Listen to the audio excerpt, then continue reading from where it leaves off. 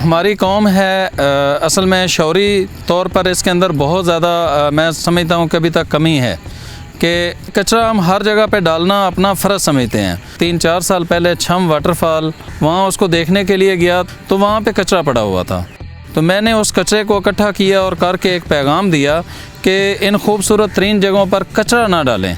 तो ये मेरा आगाज़ था। मैंने बाबूसा टॉप से कचरा उठाया और अपने बाइक के ऊपर बांधा और बांध के उसको मैं नारायण में लाकर KDA के हवाले मैंने किया है।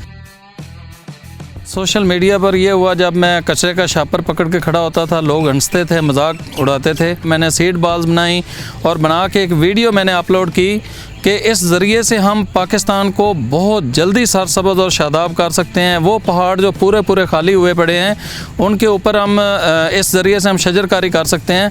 तो वो वीडियो मेरी इतनी वायरल हुई तो मैं ये चाहता हूँ कि मैं उसके ऊपर ज़्यादा काम करूँ और पाकिस्तान के अंदर हम अपनी जो हेलीकॉप्टर्स के ज़रिए और मुख्तलिफ जो ज़राए हैं उनके ज़रिए से हम ये सीड बॉल फेंक के शजरकारी करें। सियाती मुकाम का जब कचरा इकट्ठा कर लेता हूँ तो कोशिश होती है कि वहाँ पर अगर कोई मौजूद है ज़िम्मेदार तो उसके हवाले किए जाएं। मैंने पाकिस्तान के हर शहर के अंदर पहुँचना है।